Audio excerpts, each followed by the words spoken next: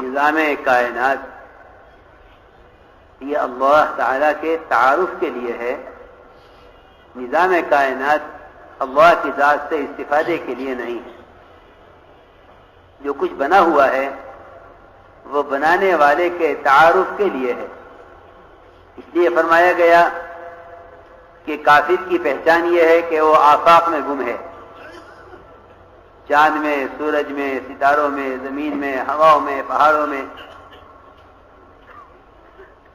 اور مومن کی پہچان یہ ہے کہ آفاق مومن کے اندر گم ہیں.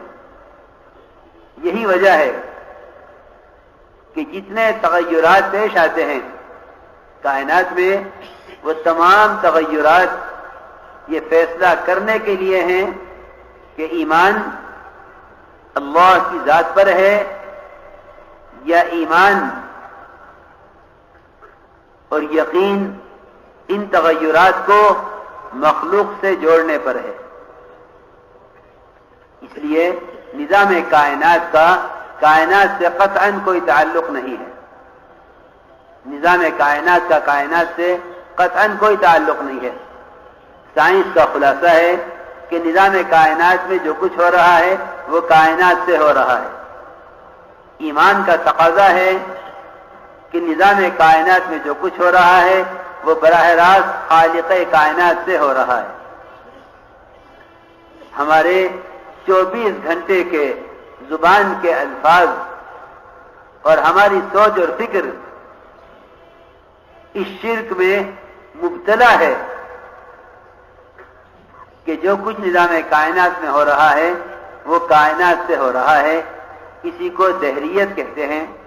سب سے پہلے کلمہ لا الہ الا اللہ، اس کی دعوت سے مقصود یہ ہے کہ نظام کائنات میں جو بھی تغیر ہو اس تغیر کے ساتھ ساتھ اللہ کا خیال، اللہ ہی کا خیال آئے. حضور اکرم صلی اللہ علیہ وسلم نے اپنے صحابہ کو ایمان اسی طرح سکھلایا تھا. آپ نے فرمایا حدیبیہ کی رات میں بارش ہوئی، فرمایا کہ وہ اللہ کا انکار کرنے والے ہیں جو کہتے ہیں بارش فلاں ستارے کی وجہ سے ہو گئی ہے، اور وہ اللہ پر ایمان رکھنے والے ہیں جو کہتے ہیں کہ بارش اللہ کے امر سے ہوئی ہے. میرے بزرگ دوستو عزیزو، یہاں ایمان کے حلقے اور ایمان کے مجلسوں کا سب سے اہم اور بنیادی یعنی مذاکرہ یہ ہے کہ جو کچھ نظام کائنات میں ہو رہا ہے وہ براہ راست خالق کائنات سے ہو رہا ہے. جب براہ راست خالق کائنات سے ہو رہا ہے تو پھر خالق کائنات سے استفادے کے لیے نظام کائنات کو اس میں کوئی دخل نہیں ہے. نظام کائنات کو خالق کائنات سے استفادے میں کوئی دخل نہیں ہے. حضرت فرماتے تھے اللہ کی ذات عالی سے فائدہ اٹھانے کے لیے کائنات کا یقین نکلنا شرط ہے. اس لیے روزانہ اس کی دعوت دینی ہوگی کہ جو کچھ نظام کائنات میں ہو رہا ہے وہ براہ راست خالق کائنات سے ہو رہا ہے. اگر ایک پتا درخت سے گرتا ہے تو اللہ کے امر سے گرتا ہے. ذکر کی حقیقت یہ نہیں کہ آپ صبح شام کی تسبیحات پوری کر کے بقیہ وقت اللہ کے غیر سے ہونے کو دیکھیں اور اللہ کے غیر سے ہونے کو سنیں اور اللہ کے غیر سے ہونے کو بولیں اور سوچیں، بلکہ ذکر کی حقیقت یہ ہے کہ جس وقت نظام عالم میں جو تغیر ہو اس تغیر کے ساتھ ساتھ فوراً صرف تنہا اللہ کا خیال آئے کہ یہ اللہ نے کیا ہے. یہ ذکر کی حقیقت ہے. تیرا دل اور دماغ اور تیری زبان 24 گھنٹے اللہ کے ذکر سے تر رہے. اس کا مطلب ہی یہی تھا کہ جس وقت نظام کائنات میں جو تغیر ہو، خیر کا یا شر کا، بھلائی کا یا برائی کا، تیری چاہت کے خلاف یا تیری چاہت کے مطابق، تو سب سے پہلے یہ کہ کہ کرنے والی ذات صرف اللہ کی ہے اور اسی نے کیا ہے۔ میرے بزرگ دوستو عزیزو، یہ اصل ذکر یہ ہے کہ اللہ رب العزت کو 24 گھنٹے ہر موقع پر اس سے بھی زیادہ یاد رکھا جائے جتنا ہم مخلوق کو یاد رکھتے ہیں۔ اس لیے میں نے عرض کیا کہ نظام کائنات یہ اللہ کے تعارف کے لیے ہے، اللہ کی ذات عالی سے اس فائدہ اٹھانے کے لیے نہیں ہے۔ کہ ابراہیم علیہ السلام نے سب سے پہلا کام یہ کیا کہ جتنی متحرک اور غیر متحرک شکلیں تھیں ان سب سے ہونے کا انکار فرمایا۔ غیر متحرک شکلیں بتوں کی شکلیں تھیں، متحرک پھر ایمان اپنی علامتوں کے ساتھ ہے۔ ایمان کی علامتوں کے بغیر ایمان نہیں ہے، بلکہ ایمان کا دعویٰ ہے۔ ایمان اپنی علامتوں کے ساتھ ہے۔ حضور اکرم صلی اللہ علیہ وسلم نے پوچھا ایک صحابی نے کہ اے رسول اللہ ایمان کسے کہتے ہیں؟ آپ نے فرمایا اذا سرتک حسنتک وساءتک سیئتک فانت مؤمن، جب تجھے نیکی خوش کرے اور گناہ غمگین کرے جان لے کہ تو مومن ہے۔ کہ ایمان کو ایمان کی علامتوں سے سکھلایا گیا ہے۔ ایک جماعت آپ کے یہاں حاضر ہوئی، آپ نے فرمایا تم کیا ہو؟ ان سب نے ایک زبان ہو کر کہا کہ ہم سب ایمان والے ہیں۔ سب نے ایک زبان ہو کر کہا کہ ہم سب ایمان والے ہیں۔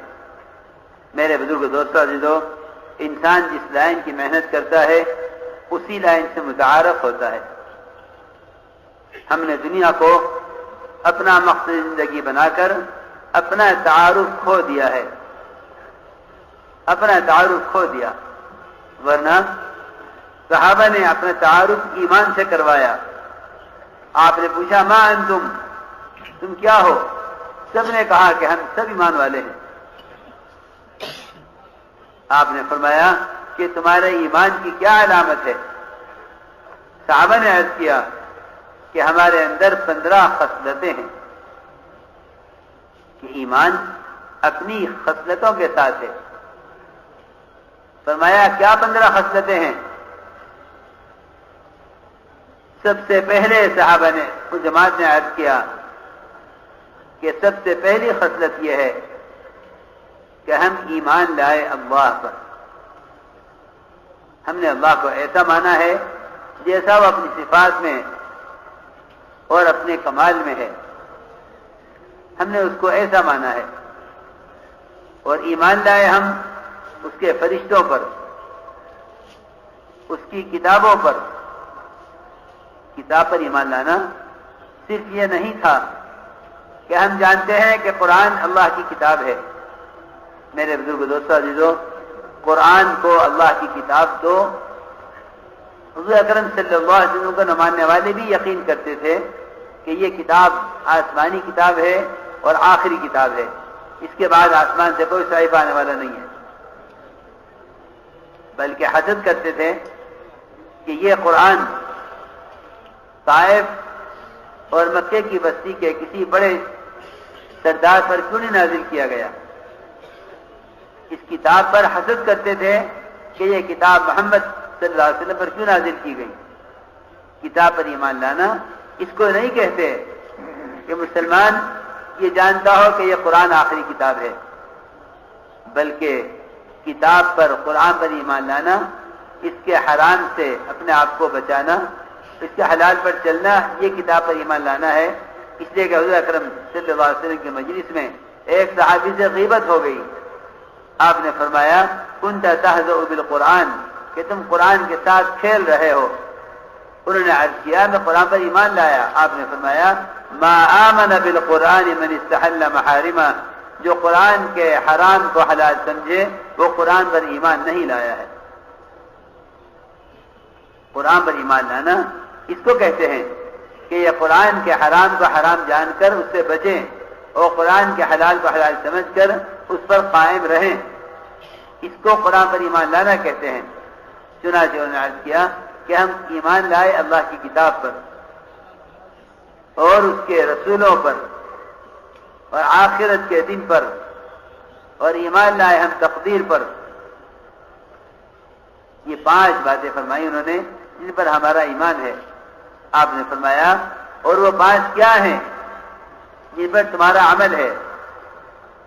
عرض کیا کہ سب سے پہلا ہمارا عمل یہ ہے کہ ہم گواہی دیتے ہیں کہ اللہ کے سوا کوئی عبادت کے لائق نہیں، محمد صلی اللہ علیہ وسلم اللہ کے بندے اور اس کے رسول ہیں۔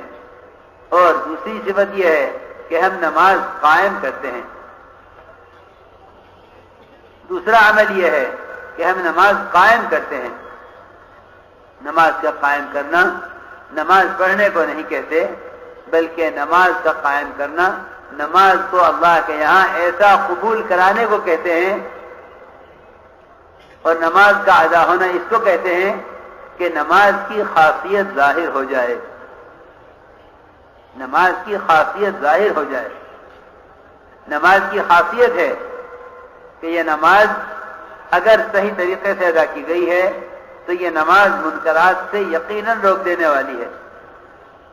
جس شخص کی نماز اس کو منکر سے نہ روکتی ہو، وہ یقین رکھے کہ اس کی نماز میں کوئی غلطی ضرور ہے، ورنہ یہ نماز کی خاصیت ہے کہ نماز منکرات سے یقیناً روک دے گی۔ یہ نماز کی خاصیت ہے۔ بلکہ فرماتے تھے عبداللہ بن مسعود رضی اللہ تعالیٰ عنہ کہ جس کی نماز اس کو منکر سے نہیں روکتی، اس کی نماز اس کو اللہ سے دور کرتی رہتی ہے۔ یہ نماز کی خاصیت ہے کہ نماز منکر سے یقیناً روک دے گی۔ انہوں نے عرض کیا کہ ہم نماز قائم کرتے ہیں۔ نماز کے قائم کرنے کے بھی